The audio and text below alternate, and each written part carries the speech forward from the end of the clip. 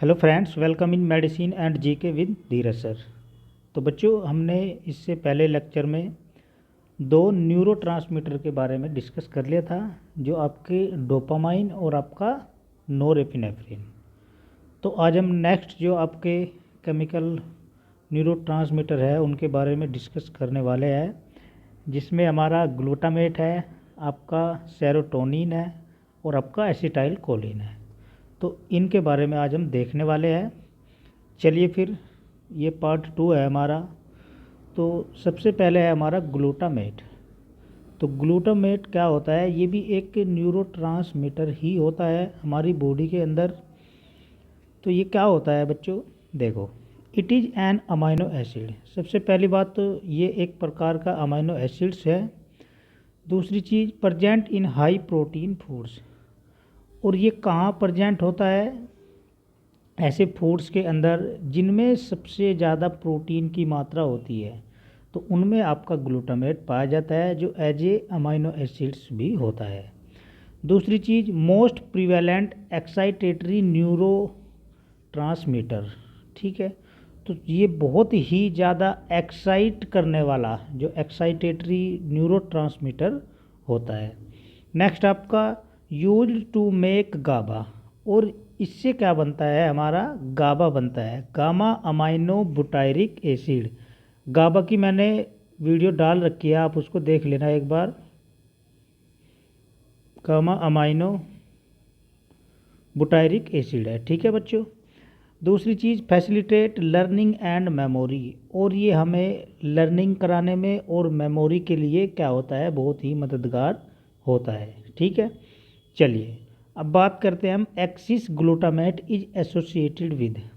अब जो ज़्यादा ग्लूटामेट एसोसिएट होता है वो किस किस के साथ होता है और क्या प्रॉब्लम आपको हो सकती है?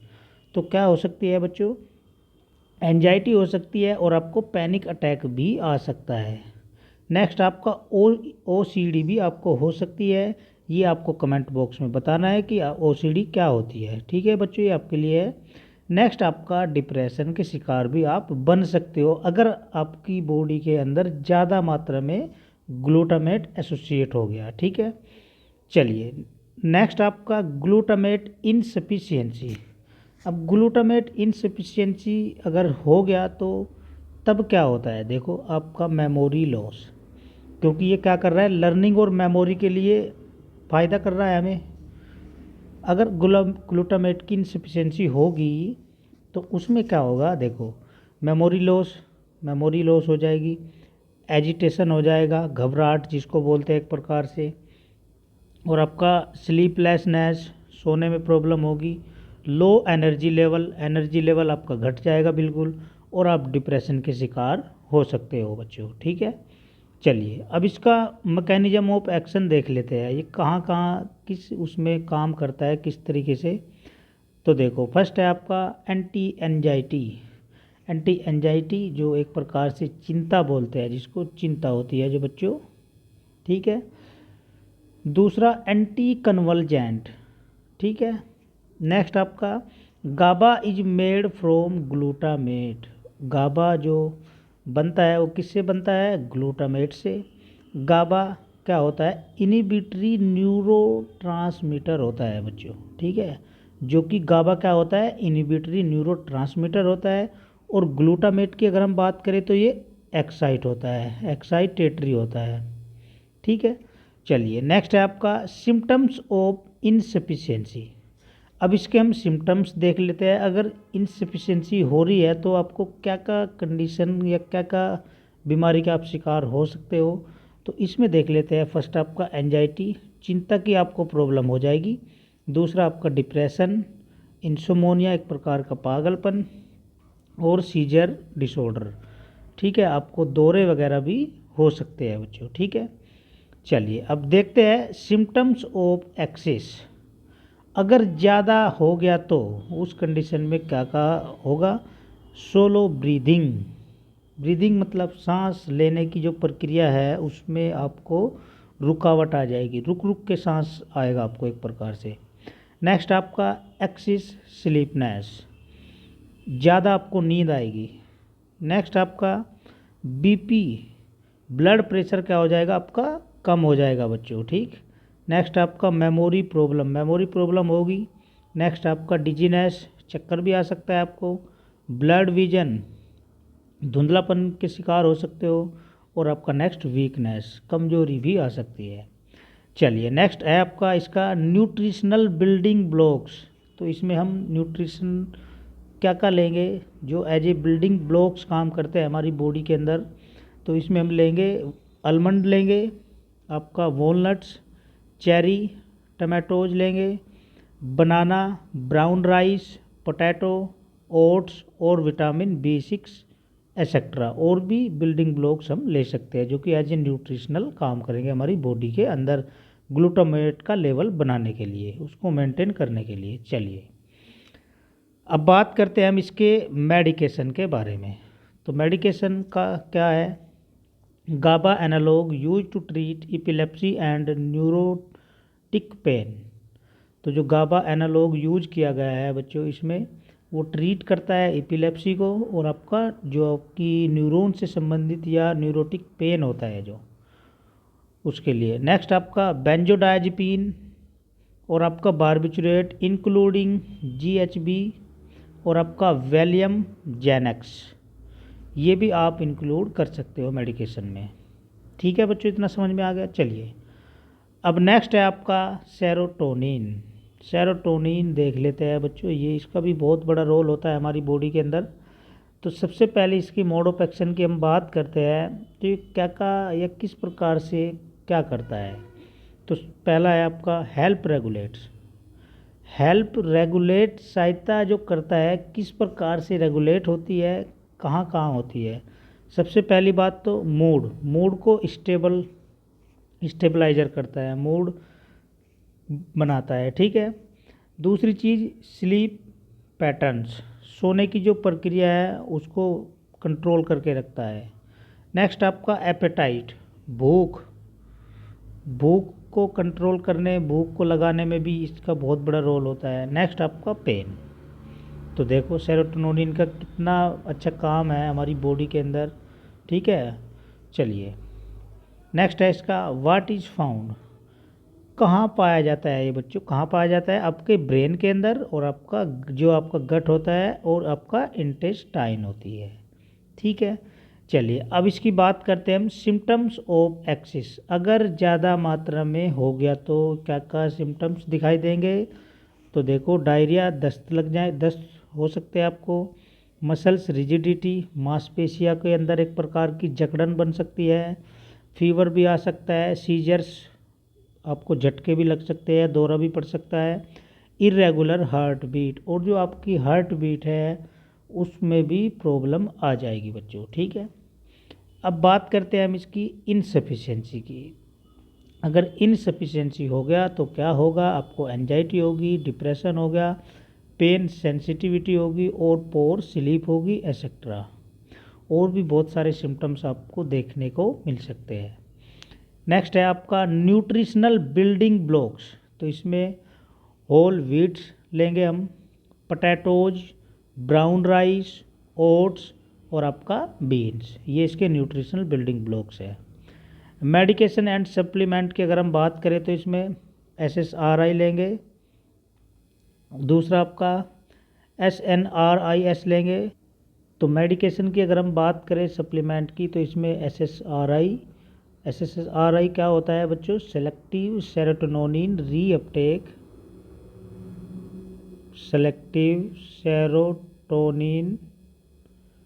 रीअपटेक इनहिबिटर्स, ठीक है बच्चों।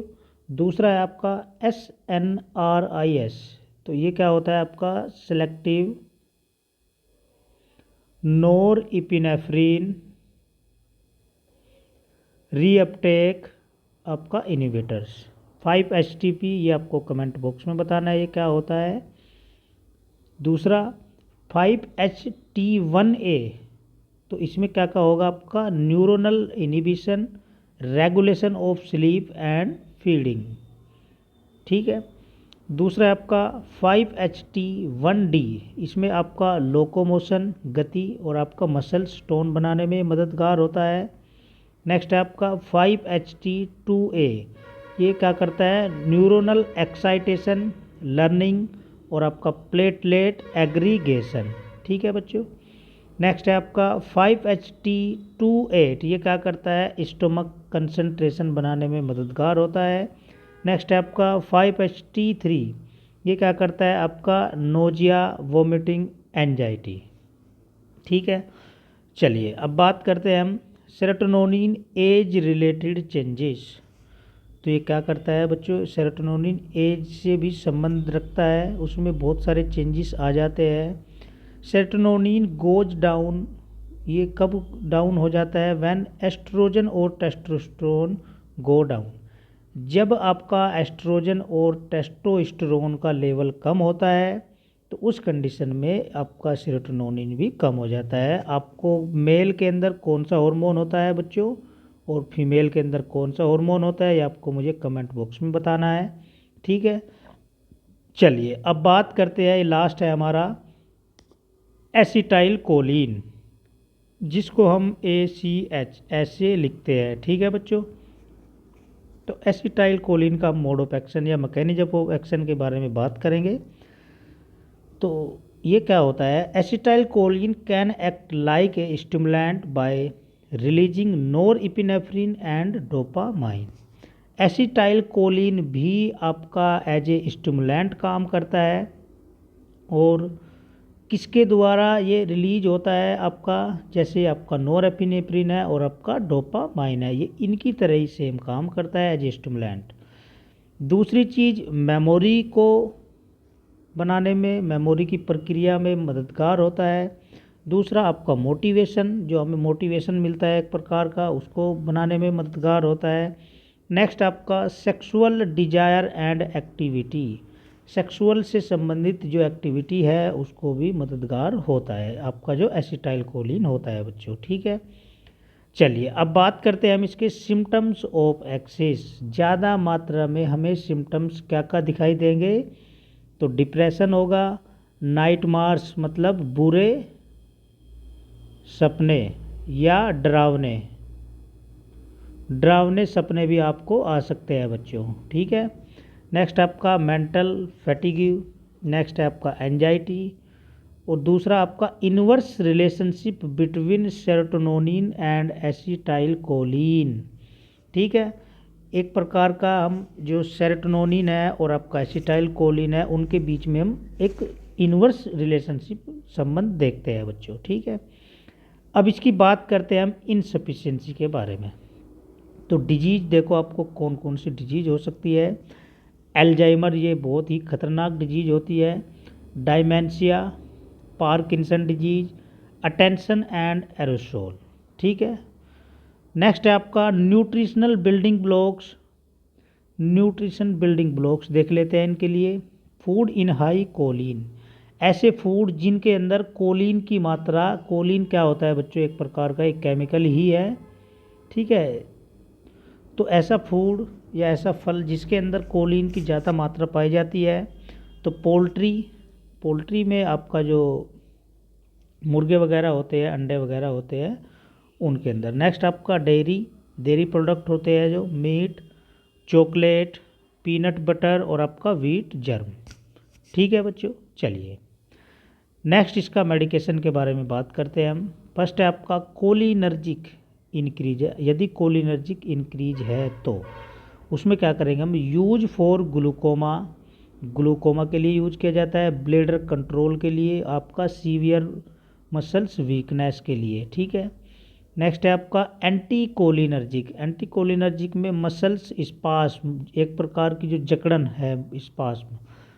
नेक्स्ट आपका रेस्टलेसनेस, टेंशन, नर्वसनेस और आपका एंजाइटी। अब यूज मेडिकेशन में हम बेंजोट्रोपिन, क्लोरफेनिरामाइन, एट्रोपिन, डाइफिनाइहाइड्रामाइन और आपका हाइड्रोक्सीजीन। चलिए नेक्स्ट है आपका anti cholinergic drugs are use to treat a variety of condition. जो आपकी एंटी कोलिनर्जिक ड्रग्स होती है वो ट्रीट करती है अलग अलग प्रकार की बीमारी को, या अलग अलग प्रकार की जो वैरायटी है। इसमें फर्स्ट है आपका GIT disorder, gastro intestinal tract की जो डिसऑर्डर है उससे संबंधित। नेक्स्ट है आपका जेनिटो यूरिनरी डिसऑर्डर, इसमें आता है आपका सिस्टिसिस और आपका यूरिथ्रेटिस। नेक्स्ट है आपका रेस्पायरेटरी डिसऑर्डर, श्वसन तंत्र जो होता है उससे संबंधित जो डिसऑर्डर होता है उसमें। तो बच्चों आज हमने डिस्कस किया है आपका ग्लूटामेट, सेरोटोनिन और आपका एसिटाइलकोलिन, जो कि एज ए न्यूरोट्रांसमीटर हमारी बॉडी के ब्रेन के अंदर काम करते हैं। ठीक है बच्चों, आशा करता हूँ आपको बहुत अच्छा समझ में आया होगा। अगर किसी बच्चे को क्वेरी है तो आप कमेंट बॉक्स में अपनी बातें रख सकते हो। तो आपको क्या करना है, लाइक शेयर सब्सक्राइब ये सारी चीज़ें कर देनी है, ताकि हमें भी एक प्रकार का मोटिवेशन मिलता रहे और आपके लिए बहुत अच्छी अच्छी वीडियो लेके आते रहे। आपको और दूसरे बच्चों को भी शेयर करना है। ठीक है बच्चों, मिलते हैं फिर नेक्स्ट लेक्चर में नेक्स्ट वीडियो के साथ। All the best, always happy.